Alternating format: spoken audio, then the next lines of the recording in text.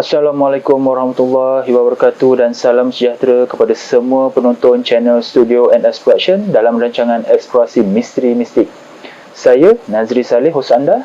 Hari ini saya bawakan anda kepada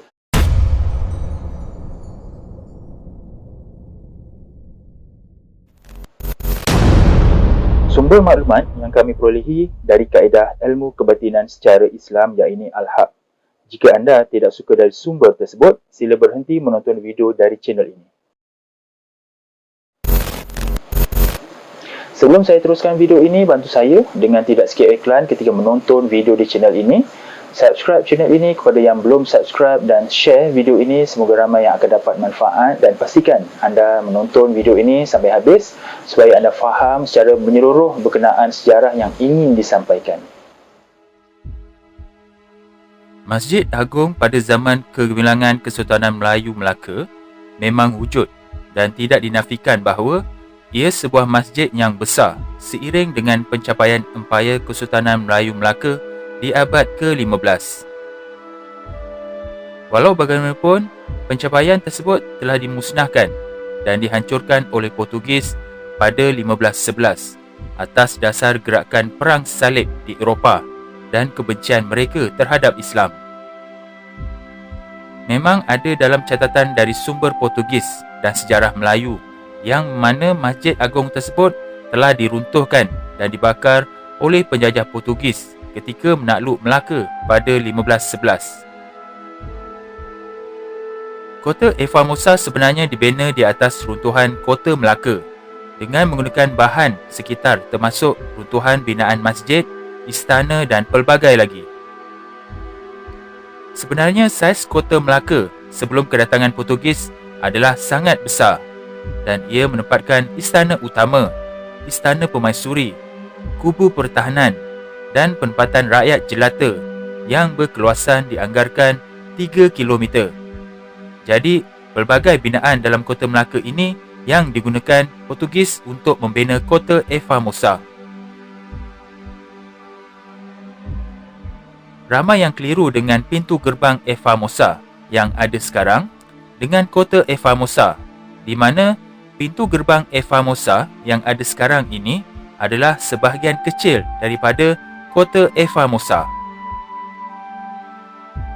Formosa bermula dengan kota kecil digelar Fortaleza di Melaka yang dibina Portugis sebagai benteng pertahanan untuk menangkis serangan pelbagai pihak termasuk Sultan Mahmud Shah bagi mendapatkan kembali Melaka dari tangan Portugis.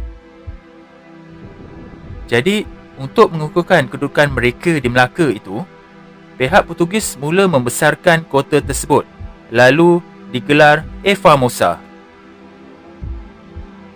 Persoalannya sekarang, di manakah lokasi sebenar kedudukan Masjid Agung yang terletak berdekatan dengan Bukit Melaka?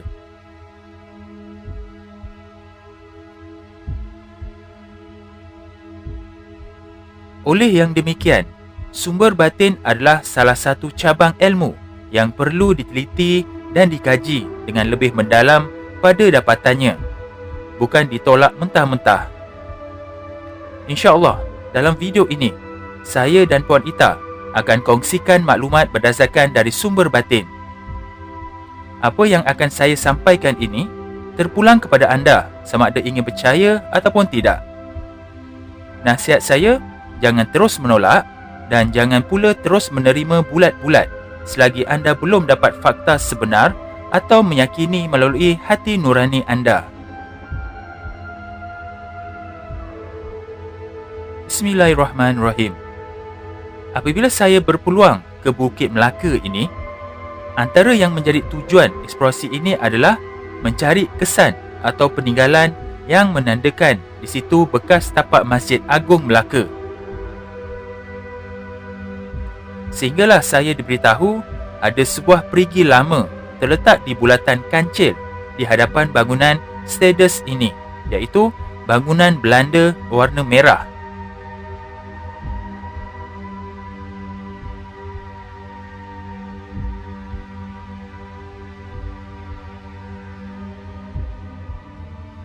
Terdapat papan tanda lama yang menyebut peninggalan kolam bekalan air. Pembinaan ini dijumpai semasa membuat jalan berkeliling pada bulan September 1982. Lubang ini mempunyai alat kawalan untuk membekalkan air yang ada di berhampirannya. Kolam bekalan air ini telah dibina pada akhir kurun ke-19 dan merupakan kolam bekalan air yang pertama bagi negeri Melaka. Ianya ditutup pada tahun 1920-an. Jalan tar menjunam ini telah menutupi kolam bekalan air dan sebuah lagi lubang yang sama fungsinya. Jadi, adakah ini salah satu tanda yang menandakan kawasan sekitar ini bekas Masjid Agung Melaka? Kerana pada zaman dahulu, sumber air bersih pada sesebuah masjid adalah dari sumber air dari perigi. Berdasarkan sumber batin, ternyata memang benar di sinilah terletaknya bekas tapak Masjid Agung Melaka di zaman Kesultanan Melayu Melaka yang dibakar dan dimusnahkan oleh penjajah Portugis dulu. Ketika saya semak semula jawapan dari sumber batin oleh Puan Ita di internet, ternyata ada kebenarannya. Merujuk harian metro.com.my yang disiarkan pada 8 Mei 2021, Pengurus Besar Perbadanan Muzium Melaka, Perzim, Muhammad Nasruddin Rahman berkata, Masjid Agung pada zaman kegemilangan Kesultanan Melaka memang wujud, tetapi tapaknya bukan di pintu gerbang kota Formosa, iaitu Gerbang Santiago, tetapi berhampiran bulatan kancil di hadapan bangunan Stades.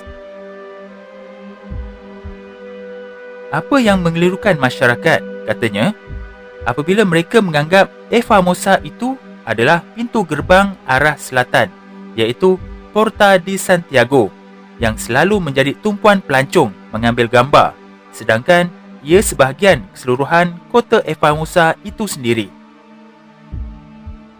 Jadi ini bermaksud, gerbang Formosa yang ada sekarang adalah sebahagian peninggalan kota Formosa, dan kota Formosa dibina di atas bekas runtuhan Masjid Agung Melaka dan bukan di pintu gerbang ini. Kekeliruan berlaku di antara perkataan gerbang dan kota. Muhammad Nasruddin berkata, Formosa bermula dengan kota kecil digelar Fortaleza di Melaka yang dibina Portugis sebagai benteng pertahanan untuk menangkis serangan pelbagai pihak termasuk Sultan Mahmud Shah bagi mendapatkan kembali Melaka dari tangan Portugis. Untuk mengukuhkan kedudukan mereka, Portugis mula membesarkan kota terbabit lalu digelar Formosa.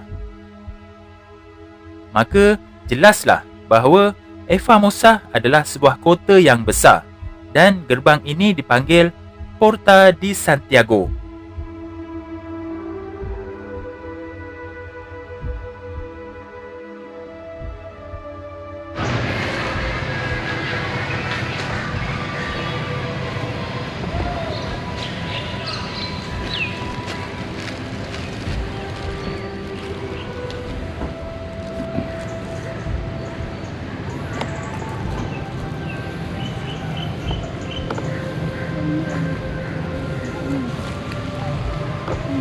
Sungai kan? Dari masjid tu sampai ke sungai tu atau macam mana? Besar kan? Dia besar ni. Dia letak atas bukit. Termasuk rumah merah ni? Ya. Masjid tu? Ya. Perkara yang menarik dan mungkin boleh pihak Perzim kaji adalah, menurut sumber batin dari Puan Ita, Masjid Agung Melaka pada ketika itu telah ada teknologi enjin mengepam air dari perigi untuk disalurkan ke bahagian wuduk bagi memudahkan jemaah mengambil air sembahyang pada bahagian ini. Kawasan ini sebenarnya adalah kawasan wuduk Masjid Agung Melaka. Teknologi mengepam air itu menggunakan sistem kincir air yang terletak di Sungai Melaka. Dipercayai sistem kincir air yang besar berada di Sungai Melaka satu ketika dulu untuk menjalankan sistem pam air tersebut. Selain itu, yang menarik untuk saya kongsikan adalah menurut sumber batin lagi, beginilah reka bentuk tiang Masjid Agung yang Puan Ita nampak secara batin. Bentuk yang sama dan ketinggian yang sama.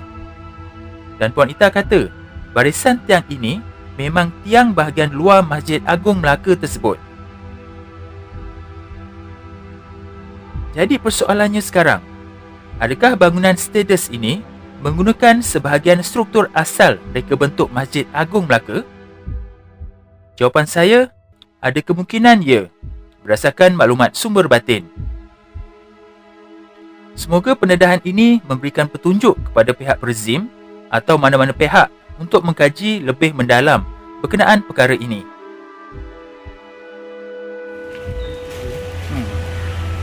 Jadi Imam Masjid Melaka namanya Said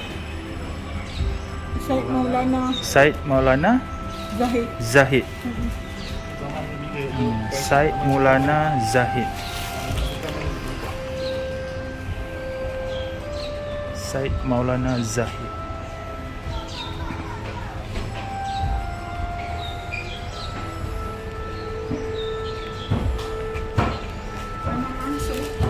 Zaman Sultan Mansur, imam tu. Mungkin ada yang tertanya, siapakah di antara Imam Masjid Agung Melaka ini? Untuk pengetahuan semua, menurut sumber batin yang Puan Ita dapat adalah yang bernama Said Maulana Zahid.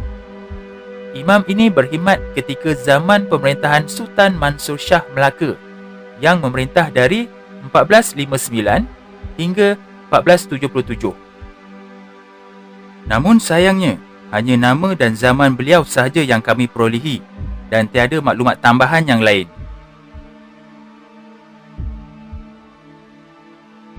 Semoga pendedahan dan perkongsian ini menambahkan lagi pengetahuan kita terhadap sejarah tamadun Melaka yang merupakan sebuah sejarah agung tamadun Islam bangsa Melayu yang masyhur di seluruh dunia satu ketika dulu.